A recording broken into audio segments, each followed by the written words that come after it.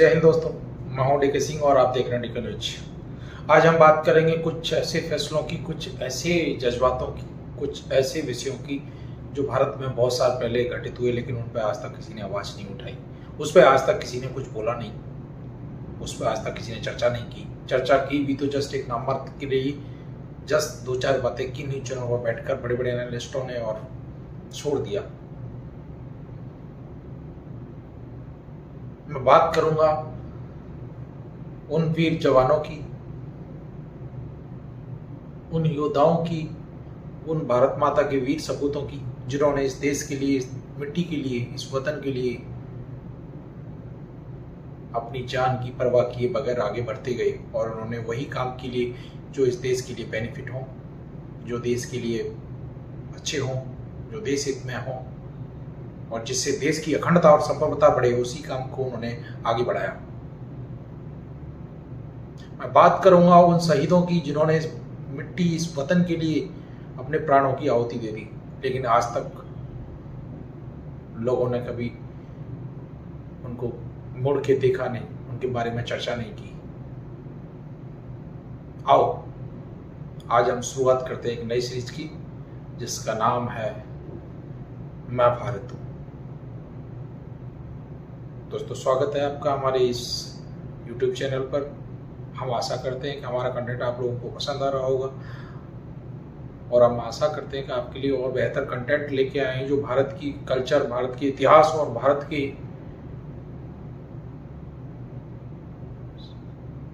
जो हमारे पूर्वज, जो भारत के हीरोज हैं, जो भारत की जनरेशन है और जो भारत की आगे आने वाली जनरेशन है उसके लिए फायदेमंद है। हम बात करेंगे उन वीर जवानों की कहानी की जिन्होंने इस देश के लिए बहुत कुछ किया। तो आज की इस कहानी, इस एपिसोड में आप सभी का स्वागत है। आज हम बात करेंगे हमारे सुभाष चंद्र बोस के बारे में। हाँ जी, ये वही सुभाष चंद्र बोस है जिन्हें आप नेताजी के नाम से जानते हो, बंगाल टाइगर के नाम से जानते हो। ये वही सुभाष चंद्र बोस है जिन्होंने देश की आजादी में अपने प्राणों की फिक्र किए बगैर एक ऐसी सेना का गठन किया जिन्होंने अंग्रेजों के दांतों के नीचे से उनकी जीभ जो निकाली, उसकी जीभ खींची गई। और जब अंग्रेजों को लगा कि भाई ये तो अब संभलने वाला नहीं है, अब तो भारत छोड़ना पड़ेगा, उन्होंने बहुत सारे ऐसे प्रयत्न किए कि नेताजी को पकड़ा जाए, नेताजी को कहीं न कहीं से उठा के लाया जाए, उन्हें जेल में डाला जाए, उन्हें कारागार में बंद किया जाए, लेकिन ये हो नहीं पाया। हमारे लोग उस षड्यंत्र में अंग्रेजों के साथ थे, जिस षड्यंत्र में अंग्रेज नेताजी को जेल के अंदर डालना चाहते थे। ये बड़ी कंट्रोवर्शियल चीज है और ये इतिहास में लिखी गई है जिसको किसी ने चर्चा नहीं की। महात्मा गांधी और मिस्टर जवाहरलाल नेहरू के स्टेटमेंट आप पढ़िए और जो अंग्रेजों ने जो दस्तावेज छोड़े हैं भारत के लिए, उन दस्तावेजों को आप गौर से पढ़िए। मैं नहीं कह रहा हूं कि आप मेरी बातों का विश्वास कीजिए, बट आप पढ़िए कैसे इन लोगों ने इस देश के साथ मनमानी की और अंग्रेजों का साथ दिया। हमारे अपने लोगों ने, हमारे चंद अपने लोगों ने उन लोगों का साथ दिया जिन्होंने भारत में अत्याचार किए, चाहे वो मुस्लिम शासक रहे हों, चाहे वो अंग्रेज रहे हों।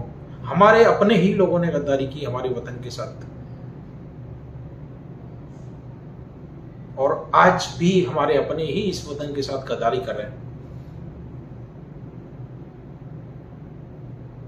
नेताजी एक अद्भुत, अदम्य साहस का प्रतीक थे।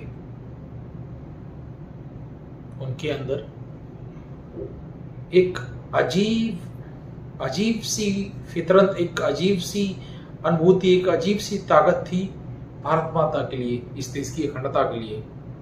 और इस देश को गुलामी से आज़ाद करने के लिए। उसके लिए उन्होंने भारतवर्ष के कोने कोने से जवानों को इकट्ठा किया, नौजवानों को इकट्ठा किया और आह्वान किया कि तुम मुझे खून दो, मैं तुम्हें आज़ादी दूंगा। इसका मतलब सिर्फ एक नारा नहीं है,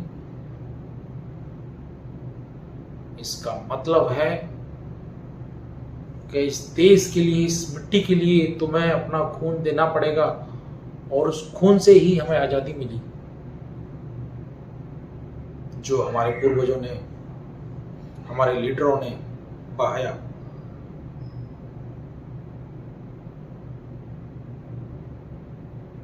क्या आपको लग रहा है महात्मा गांधी अपने चरखा और शांति प्रिय मिस्टर नेहरू सिगरेट पीने से आजादी आती है देश के अंदर?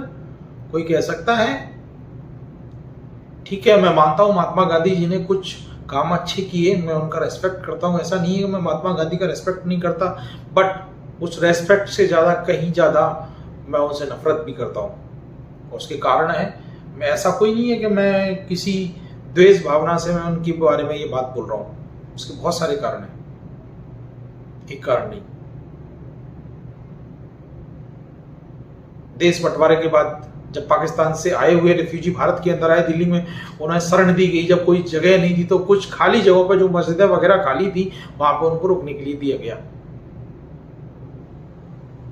तो जो मुस्लिम समाज आज भाईचारे की बात करता है, उन्हीं मुस्लिम समाज ने महात्मा गांधी के पास जाकर ये बोला कि देखो हमारी मस्जिदों में तो हिंदू आके बैठ गए, सिख आके बैठ गए, ईसाई आके बैठ गए, हाँ ये तो हमारे पूजा स्थल है, ये तो ये बर्बाद हो जाएंगे, ये तो नापाक हो जाएंगे।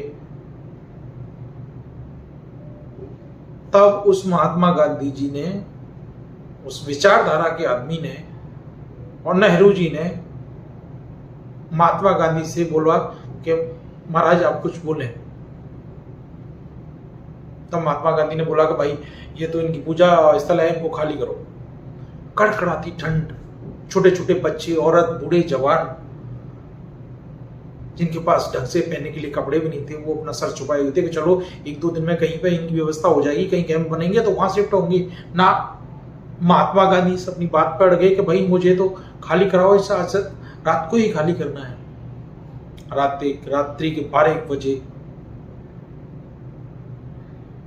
उन मासूमों को बाहर निकाला गया कड़कड़ाती ठंड में।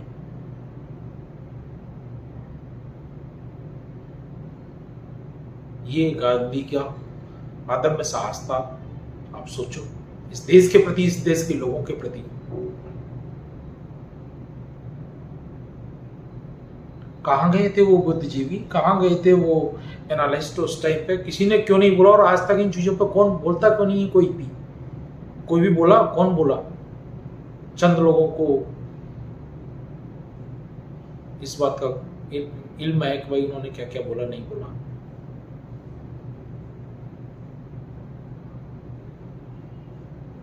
सुभाष चंद्र बोस ने जब महात्मा गांधी और नेहरू को ये चीज बोला कि भाई आप ये चीज कर रहे हैं, ठीक है करो, लेकिन इस देश की अखंडता के साथ आप खेले नहीं, तो गांधी जी रुष्ट हो गए। अरे ये तो गलत है, ये तो हम तो अहिंसावादी हैं, हिंसा से थोड़ी आएगी। तो अहिंसा कर तो ली गांधी ने, कितने लोगों को मरवाया, राजगुरु, सुखदेव, भगत सिंह, ये तो मैन थे। चलो जो चंद नाम है, उसके अलावा बहुत सारे ऐसे हमारे वीर शहीद से जिनका नाम भी हिस्ट्री में नहीं है। चंद्रशेखर आजाद, चंद्रशेखर आजाद के ऊपर, हमारे वीर जवानों के ऊपर गोली चलाने वाले हमारे अपने ही भारत के लोग थे। कैसी विचारधारा है कि हमारे अपने ही लोगों के खून के प्यासे बन जाते हैं चंद लालच की खातिर, चंद लोभ की खातिर। लेकिन सुभाष चंद्र बोस ने वो नहीं किया। उसने देश के वीर जवानों को संगठित किया, नौजवानों को संगठित किया, बाहर से भारत की बाहर के जो हमारे जो मित्र देश हैं उनसे सहयोग लिया। यहाँ तक कि उन्होंने हिटलर से भी सहयोग मांगा कि हम आपको सहयोग करेंगे, आप हमें सहयोग करें अंग्रेजों को भारत से भगाने में। तब कहीं जाकर इस देश में आज़ादी आई दोस्तों। और जब उस वीर सुभाष बोस की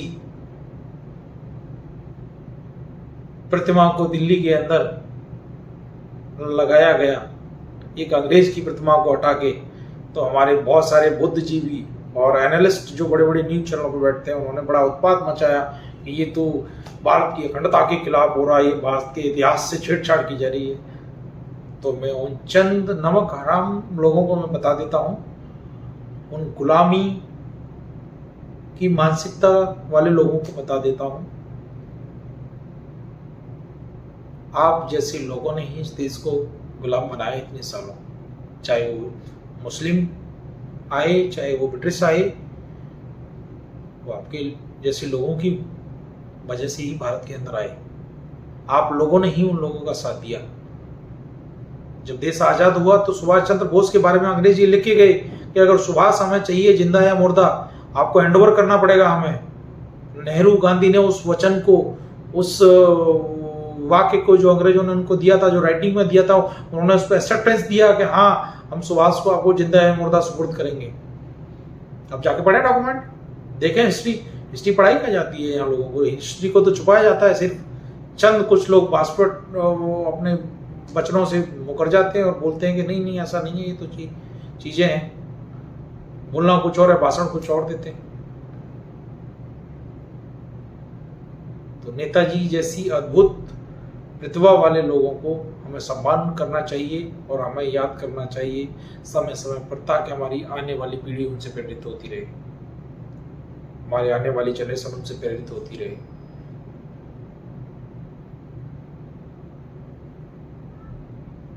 मुझे आशा है कि आप इस पर रोशनी जरूर डालेंगे और अपने बच्चों, अपनी आने वाली जनरेशन्स को